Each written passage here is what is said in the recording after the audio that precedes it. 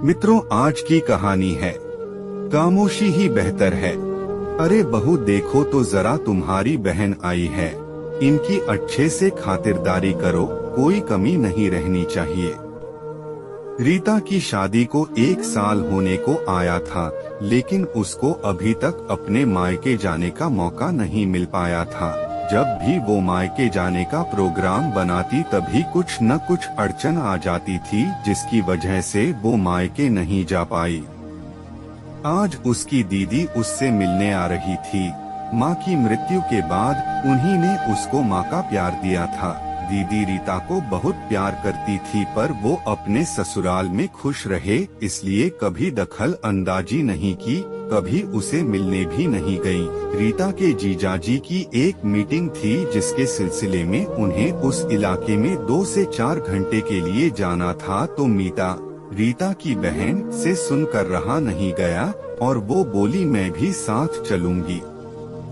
मीता आज बहुत खुश थी, आखिर अपनी छोटी बहन से जो मिलने जा रही थी। इतने दिनों बाद पर अंदर ही अंदर सोच रही थी कि उसके ससुराल वाले कैसी प्रतिक्रिया देंगे।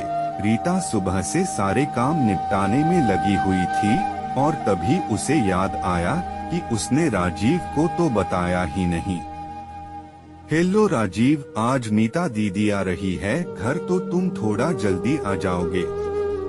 रीता की बात सुनकर राजीव थोड़ा चौंका और बोला, अचानक कैसे, सब ठीक तो है ना? हाँ राजीव, सब ठीक है, बस जीजू को इधर कोई काम था तो दीदी ने कहा इसी बहाने वो मुझसे भी मिल लेंगी। वह अच्छा, लेकिन मेरी तो आज एक बहुत जरूरी मीटिंग है और मैं तुम्हें कॉल करने ही वाला था कि मेरा खाना मत बनाना। राजीव बोला।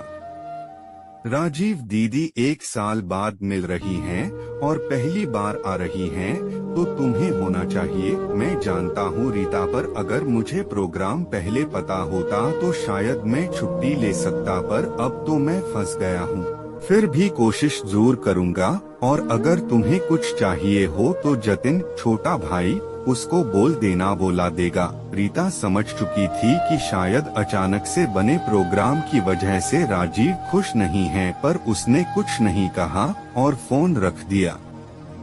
रीता दीदी के पसंद के राजमा चावल बनाना चाहती थी, लेकिन राजमा खत्म थे, तो उसने जतिन को कहा पास वाली दुकान से लाने के लिए, और जतिन ने लाकर दे दिए। रीता ने जब राजमा बना लिए तो देखा दही भी खत्म है और बिना रायते के तो राजमा चावल अच्छे नहीं लगेंगे। तो जैसे ही उसने जतिन को आवाज लगाई तो पता चला वो अपने दोस्त के घर जा चुका था।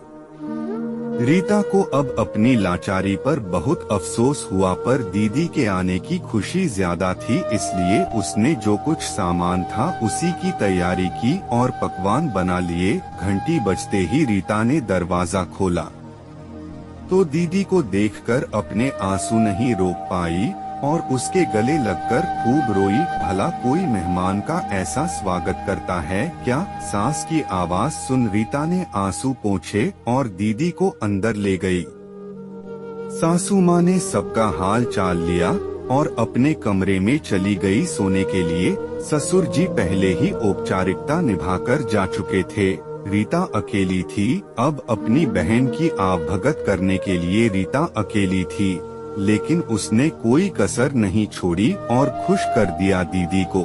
जब रीता रसोई में बर्तन समेट रही थी तो मीता ने उससे पूछा, तू खुश तो है ना? हाँ दीदी, बहुत खुश हूँ। आप बताओ, ऐसा क्यों पूछा? जानती है रीता, मैंने तुझे कभी अपनी छोटी बहन नहीं समझा, हमेशा बेटी समझा, और माँ बेटी के दिल में छुपी बात समझती है। रीता ने फ्रिज में रखी कुल्फी निकाली और बोली, दीदी मैं खुश हूँ, वो तो बस मुझे लगा कि सबकी व्यस्तता के कारण आपकी आवभगत में कोई कमी नहीं रह जाए। पगली, तू अगर खुश है तो मुझे और क्या चाहिए, पर एक बात हमेशा याद रखना कि कभी कभी हम ऐसे हालातों में घिर जाते हैं कि उस समय खामोशी ही सबसे बेहतर विकल्प होता है। अब राजीव को कुछ मत कहना आने पर अगर हमने पहले बता दिया होता तो शायद वो घर पर ही होता।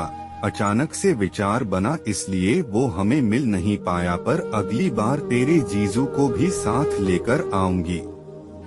चल अब कुल्फी खाने दे, मुझे निकलना है, फिर देर हो रही है। कहते हुए मीता ने कुल्फी खत्म की और रीता के सास ससुर से अलविदा लेकर जाने लगी तो रीता को बोली कि हमेशा एक नसीहत याद रखना, माँ कहती थी, एक चुप 100 को मात देती है।